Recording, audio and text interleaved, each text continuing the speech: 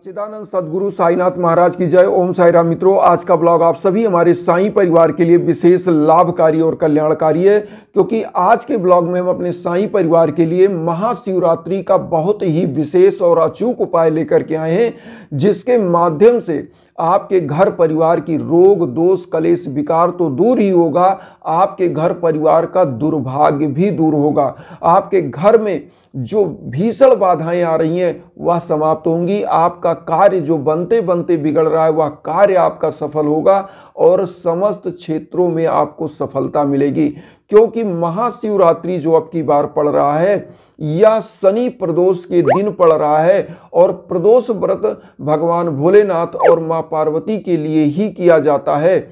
और इस दिन शिवरात्रि का पड़ना सबसे शुभ मुहूर्त है। तो अब की बार शिवरात्रि कब पड़ रहा है, सबसे पहले तो यह जान लें। शिवरात्रि 18 फरवरी को पड़ रहा है, दिन शनिवार, और फाल्गुन मास के कृष्ण पक्ष के चतुर्दशी तिथि को हर साल महाशिवरात्रि मनाया जाता है। महाशिवरात्रि क्यों मनाया जाता है यह जान लें।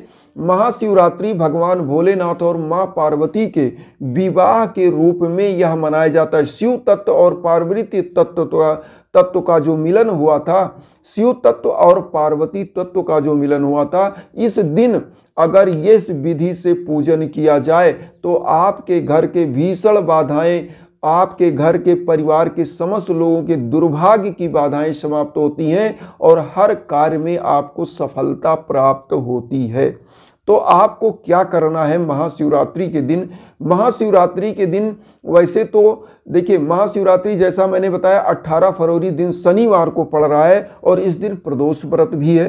तो ये इतना शुभ मुहूर्त पड़ रहा है, इस दिन आपको करना क्या चाहिए। वैसे तो पूरा दिन जो होता है महाशिवरात्रि का सबसे शुभ होता है, लेकिन निशीत काल में अगर उपाय किया जाए, निशीत काल का मतलब होता है अर्धरात्रि का समय, मतलब लगभग 2 बजे या 4 बजे के भोर में अगर जग करके पूजन किया जाए शिवालय में जा करके, तो सबसे शुभ योग माना जाता है निशीत काल का। और इस समय में वैसे तो दिन भर यह उपाय जो मैं बता रहा हूं दिन भर आप कर सकते हैं, लेकिन निशीत काल में अगर करें तो सबसे उत्तम है। और यहाँ पर मैं बता दूं, जिन जातक जातिकाओं की शादियों में विलंब हो रहा है, जिनके बिजनेस में घाटा लग रहा है, जिनको संतान नहीं प्राप्ति हो पा रही है, उनको करना क्या चाहिए। आज के दिन रुद्राभिषेक कराना चाहिए। रुद्राभिषेक किससे? मधु से और दूध से और उसके बाद गन्ने के रस से। इन चीजों से अगर कराते हैं तो आपके समस्त मनोकामनाएं पूरी होती हैं। जो युवा बच्चे बच्चियां या जातक जातिकाएं जिनकी शादियों में विलंब, उनको सुयोग वर वधु प्राप्त होती है। और जिनके जॉब में दिक्कत है, जिनके बिजनेस में दिक्कत है, उनको उनका बिजनेस अच्छा चलता है, उनको जॉब अच्छी प्राप्त होती है। तो इस दिन यह करें। और शिवरात्रि के दिन एक काम करें, महामृत्युंजय का जाप करें, या महामृत्युंजय का जाप करके अगर हवन कराते हैं तो यह भी सबसे शुभ मुहूर्त माना जाता है कि आपके समस्त मनोकामनाएं आपकी सिद्ध हों। अब यहाँ पर आता है कि महाशिवरात्रि के दिन और क्या विशेष उपाय हो सकते हैं। महाशिवरात्रि के दिन जिनके घर में भीषण बाधाएं चली, काला तिल ले लें। काला तिल एक लोटे में डाल लें, गंगा जल थोड़ा सा डाल लें, उसमें जल मिला लें और बेल पत्र, आक का पुष्प और उसके बाद धतूरा और बेल का जो फल होता है वह ले लें। इतना चीजें, और गन्ने का जो टुकड़ा होता है, गन्ना का टुकड़ा कुछ ले लें।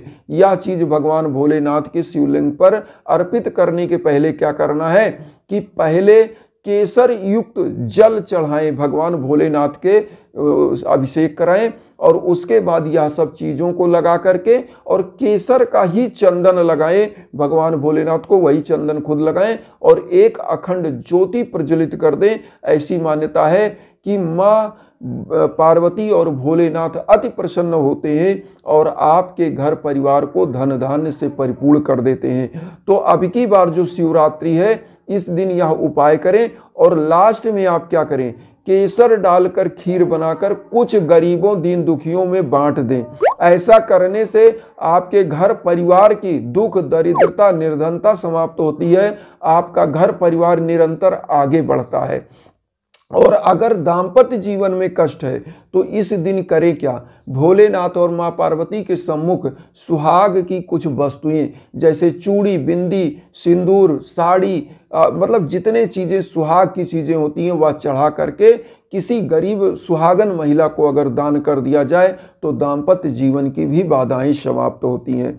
अब यहाँ पर एक चीज और जान ले, इस दिन मतलब जो महाशिवरात्रि का दिन होता है, अगर संकल्प लेकर कोई पूजन किया जाए, कराया जाए, तो ऐसी मान्यता है कि इस दिन अगर संकल्प के साथ पूजन किया जाता है तो शिव तत्व की प्रधानता के कारण, मां पार्वती की कृपा के कारण वह चीज आपका सफल होता ही होता है, क्योंकि शिव और पार्वती के विवाह के रूप में यह पर्व मनाया जाता है। और शिव तत्व और पार्वती तत्व के मिलन से ऐसी मान्यता है कि हमारे सृष्टि का उद्भव हुआ और सारी सृष्टि उसी से संचालित है। तो आपके जीवन में जो भी बाधाएं हैं उसके लिए हम बार बार कहते हैं कि कहीं भटकने की जरूरत नहीं। आप हमारे इंस्टाग्राम पर आइए, हमारे लाइक जो है हम आपके लिए तत्पर हैं।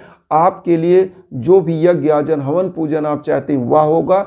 और आप इंस्टाग्राम पर जो हमसे बात करना चाहते हैं बात होगा, मैसेज करना है मैसेज के थ्रू भी बात हो पाएगी। अब यहाँ पर एक चीज और हम कहेंगे कि शिवरात्रि के दिन पूजन करने के बाद कुछ गरीबों, दीन दुखियों को आप भोजन दान कराएं।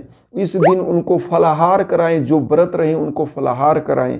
ऐसा कराने से भगवान भोलेनाथ अति प्रसन्न होते हैं। और एक काम और करें, लास्ट में जो खीर आप भोग लगाते हैं भगवान भोलेनाथ का भोग लगाएं और उसके बाद प्रथम आहार गौ माता को, अगर गाय आपके घर में आसपास कहीं है उसको खिला दें। आपकी समस्त मनोकामनाएं परिपूर्ण होंगी, क्योंकि गौ माता के शरीर में ऐसी मान्यता है कि 33 कोटि के देवता निवास करते हैं। और जब गौ माता का शरीर में वह अन्न जाता है, उनके आत्मा में तृप्त होती है, तो आपके ऊपर भगवान भोलेनाथ की कृपा बनती है। क्योंकि नंदी आप जानते होंगे भगवान भोलेनाथ का एक सवारी था जो भोलेनाथ के हमेशा साथ रहते थे। तो इसीलिए मान्यता है कि इस दिन गौ माता का भी सेवा करना चाहिए। अब यहाँ पर आता है कि शिवरात्रि में एक चीज और मैं कहना चाहूँगा अपने साईं परिवार से। शिवरात्रि के दिन अगर आप अपने यहाँ साईं भगवान के पूजन के लिए उनको पीले आसन पर प्रतिष्ठित करके बेलपत्र, धतूरा और सब चीज चढ़ा करके और एक अखंड ज्योति प्रज्वलित करते हैं तो साईं बाबा की कृपा आपके पूरे परिवार पर बनती है। क्योंकि साईं सदगुरु हैं और शिरडी में शिवरात्रि बहुत धूमधाम से मनाई जाती है, आप लोग सब जानते होंगे। तो साईं भगवान के सम्मुख बेलपत्र, शमी का पौधा, धतूरा और यह सब चीज का पत्ता ले लीजिए और भगवान भोलेनाथ को अर्पित करिए और इसी से खुश होंगे और साईंनाथ खुश होंगे। यह चीज साईं भगवान को अर्पित कर देंगे। तो यह चीजें करिए और करने के बाद गरीबों, दीन दुखियों को कुछ फलाहार करा दीजिए। देखिएगा जीवन हमेशा खुशियों से परिपूर्ण होगा और निरंतर प्रगति के पथ पर पूरा परिवार बढ़ेगा, समस्त दुर्भाग्य दूर होगा। क्योंकि भोलेनाथ कालों के काल महाकाल माना जाता है, जो मृत्यु को भी जीत लेते हैं। इसीलिए महामृत्युंजय भगवान भोलेनाथ का जो है जाप कराया जाता है। और मैं जो भी हवन करता हूँ उसमें संजीवनी महामृत्युंजय जरूर करता हूँ, क्योंकि संजीवनी महामृत्युंजय क्या करता है, आपके आरोग्य के लिए, आपके आर्थिक स्थिति के लिए, आपके दाम्पत्य जीवन के लिए, आपके घर की बाधा के लिए यह सबसे उत्तम मंत्रों में से है। और शिवरात्रि के दिन आप लोगों को इनमें से कोई एक मंत्र, ओम नमः शिवाय या जो संजीवनी महामृत्युंजय है, इसका कोई मंत्र का जाप करना चाहिए। और ऐसी भी मान्यता है कि शिवरात्रि के दिन रात्रि जागरण भी किया जाता है और इस दिन मंत्रों का जाप करना चाहिए, सात्विकता के साथ रहना चाहिए, तो मनोकामनाएं सिद्ध होती हैं। इन्हीं भावनाओं के साथ एक चीज और कहेंगे कि वसुधैव कुटुंबकम की भावना जो हम लेकर चल रहे हैं उसमें आप लोग अपना आशीर्वाद दीजिए, चैनल को सब्सक्राइब करके, और उन साईं भक्तों तक वीडियो को जरूर शेयर करिए जो किन्हीं कारणों से कष्ट में, दुख में, इसी भावना के साथ। ओम साई राम।